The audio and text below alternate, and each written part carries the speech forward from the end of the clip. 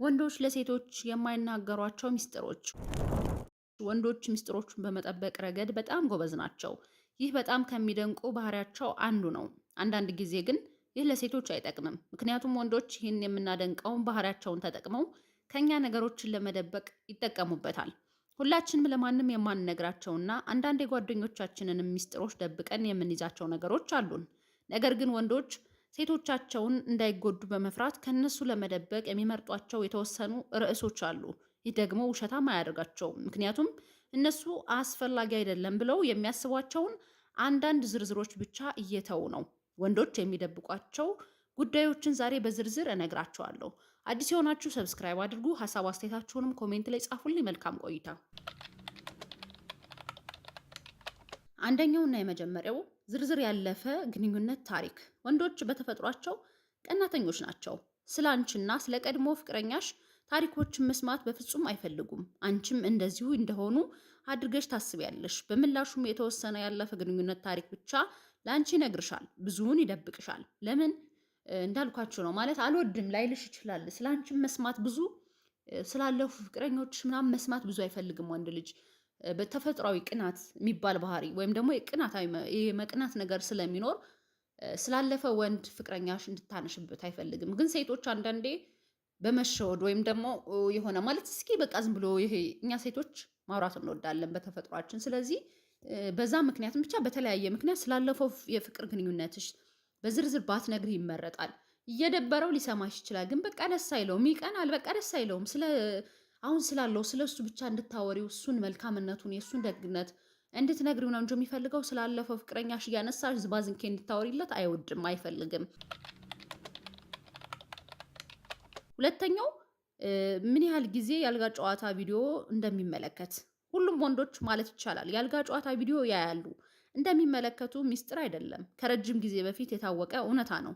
ፍቅረኛሽ የአልጋ ጨዋታ ቪዲዮ እንደሚመለከት ሊነግርሽ ይችላል። ነገር ግን ምን ያህል ጊዜ እንደሚያደርገው መንገር ይረሳል። ምክንያቱም መረጃውን ግላዊና አንቺ ማወቅ የማይገባሽ አድርጎ ይቆጥረዋል። ለአንቺ መናገሩም ኩራቱን ትንሽ ሊጎዳው ይችላል። ወይም ደግሞ ይሄ ኩራታዊ ባህሪውን ትንሽ ሊደብረውና ሊኮረው ቅር ሊለው ስለሚችል ምን ያህል የአልጋ ጨዋታ ቪዲዮዎችን እንዳየ እንደተመለከተ የማይነግርሽ ሚስጥር ነው። አታጨናንቂው። አንቺም አንዳንዴ ሴቶች እንዴት ሆነ፣ ለምን ሆነ፣ በየት፣ መቼ፣ ስንት ሰዓት ምናምን የሚል ጥያቄዎች እንጠይቃለን።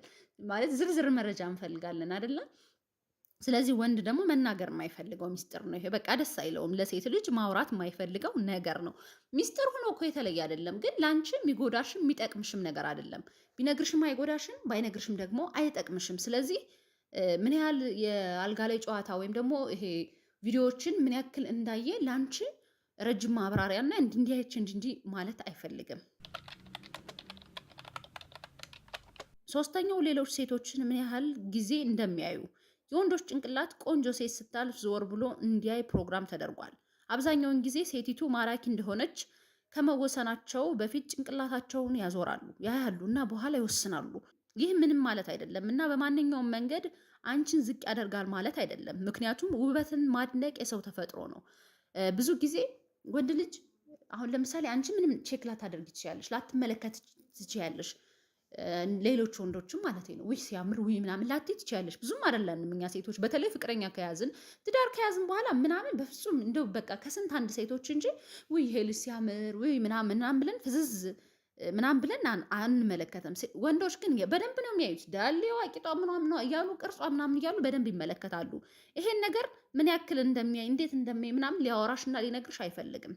ለአንቺ ምን የቅናት ትቀናለች ምናምን ብሎ ሳይሆን በቃ ምንም ጀስት መናገር አያስፈልግም ብሎ ስለሚያስብ። አራተኛው የቅርብ ጓደኛሽን ከአንቺ የበለጠች ቆንጆ ሆና ያገኛታል። ይሄን አይነግርሽም፣ ወቂው። ይህ የማይለወጥ ህግ አይደለም። ነገር ግን የቅርብ ጓደኛሽ ካንቺ የበለጠች ቆንጆ ሆና ካገኛት ይህን ጮክ ብሎ በፍጹም አይናገርም። ከእሷ ጋር ያለሽን ግንኙነት በማክበር ስለሷ ላለማውራት፣ ላለመመኘት የተቻለውን ሁሉ ይሞክራል። ነገር ግን አንቺ ከእሷ ከተለያየሽ ከእሷ ጋር ሊገናኝ እንደሚችል ማወቅ አለብሽ። ጓደኛሽ በጣም ቆንጆ ናት እንበል። በቃ አንቺም ቆንጆ ነሽ፣ ግን እሷ በጣም ቆንጆ ሆና ስለ ውበቷ ሊነግርሽ አይፈልግም። እንትና እኮ ታምራለች ምናምን አይደለ ምናምን ስትይ ምንም አትልም ነው ሊልሽ የሚችለው እንጂ አዎ በጣም ቆንጆ ናት ምናምን ነገር አይልሽም።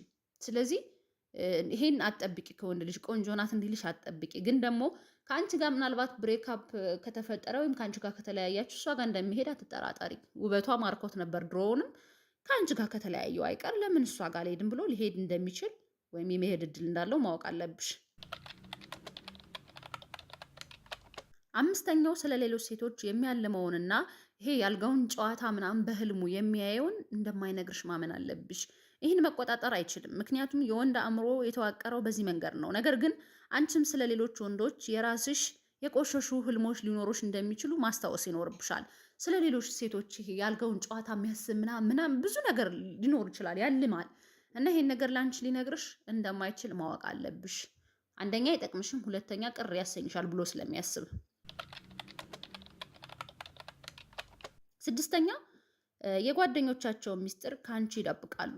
ብዙውን ጊዜ በትልልቅ የጓደኞች ቡድን ውስጥ እና በተለይም የጋራ ጥንዶች ጓደኞች ሲኖራቸው ወንዶች አንድ ላይ ሆነው በእናንተ ላይ ይተባበራሉ። ሆኖም በተወሰኑ ሁኔታዎች እና በተወሰነ ደረጃ ጓደኛው ስለ ጓደኛሽ የነገረውን ሚስጥር ላንቺ ሊያካፍልሽ ይችላል። በተወሰነ ግን ደግሞ ይሄ ስለ ጓደኞች ያለው ሚስጥር ምናምን ብዙ አይነግርሽም፣ መናገር አይፈልግም። ይሄ የሚደብቀው ነው ከአንቺ። አንቺን ለምን ደበቀኝ ብለሽ ምናምን ልትንጨርጨሪ ትችያለሽ፣ ግን በቃ ስለማይመቸው ነው። እኛ ሴቶች ግን ብዙ ነገር እናወራለን አይደለ? ስለ ጓደኞች በጣም ብዙ ነገር ነው የምናወራ አለ። አንዳንዴ የምንደብቀው ግን ምናልባት ከአንቺ ጋር የሚገናኝ ምናምን ሲሆን ይችላል የምትደብቂው እንጂ ብዙውን እናወራለን። ወንዶች ግን ምንም ማውራት አይፈልጉም ስለ ጓደኞቻቸውም። ስለ ምንም ነገር ማውራት ብዙም ፍላጎቱም ምኑም ተፈጥሯቸውም ብዙ የማውራት አይደለም። ሴት በቃ ተፈጥሯ በጣም ብዙ ማውራት ነው። በጣም ብዙ ነው የምታወራ፣ በጣም ብዙ ስልችት እስከሚል ድረስ እናወራለን። ወንዶች ግን እንዲህ አይነት ተፈጥሮ ስለሌላቸው የጓደኞቹን ሚስጥር ካንቺ ይደብቃል። ሰባተኛ እንደሚመስሉት የሴት እኩልነት አቀንቃኞች አይደሉም። በፊትሽ የሴት እኩልነት አቀንቃኞች መስለው ይታያሉ። ምክንያቱም በአንቺ ዘንድ ጥሩ ለመሆን ይፈልጋሉ። ነገር ግን ከጓደኞቻቸው ጋር በሚሆንበት ጊዜ ምናልባት የተለየ ወይም ደግሞ የሆነ ልዩ የሆነ አስተሳሰብ ያለው የተለየ ሰው ይሆናል። ከአንቺ ጋር በሚሆንበት ጊዜ ከሚደግፋቸው የሴት እኩልነት እምነቶች አንዳንዶቹን ይተዋቸዋል። አንቺን ቅር እንዳይልሽ እያለ በቃ ስለ ሴት ምናምን እንደዚህ ናቸው ሴቶች እንዲና በቃ ሴቶች ጥሩ ናቸው ምናምን እያለ አንቺ ጋር ሲሆን ሊያወራ ይችላል። ግን ጓደኞቹ ጋር ሲሆን ምን አባቷ ደግሞ ሴት ልጅ ምን አባቷ እያለ ብቻ አንቺ ጋር ሲሆንና ምናምን የተለያየ ነው። ስለዚህ አንቺ ጋር በሚያሳየው ነገር ጓደኞቹ ጋር እንደማያሳይ ማወቅ አለብሽ። ስምንተኛው አንቺን በድብቅ ይገመግምሻል፣ ከሌሎች ሴቶች ጋር ያወዳድርሻል። ወንዶች ሴት ምን ያህል ቆንጆ እንደሆነች ከ1 እስከ 10 ባለው ሚዛን የሚገመግም በዓለም አቀፍ ደረጃ የታወቀ የአመዳደብ ስርዓት አላቸው። ምንም ያህል ሊያሳምንሽ ቢሞክሩም ለመጀመሪያ ጊዜ ሲያገኝሽ ወዲያውኑ ገምግሞሻል። ቁጥር አለሽ።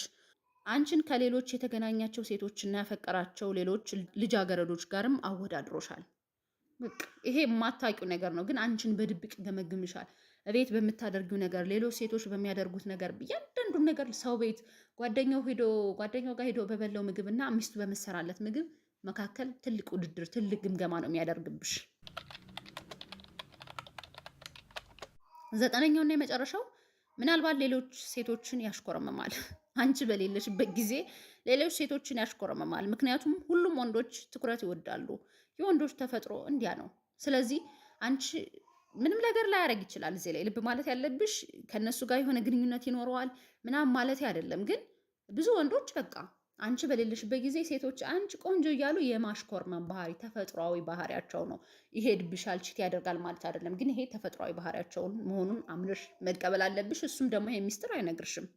የዛሬው ፕሮግራም ይሄን ይመስላል። አዲስ የሆናችሁ ሰብስክራይብ ማድረጋችሁ እንዳትረሱ።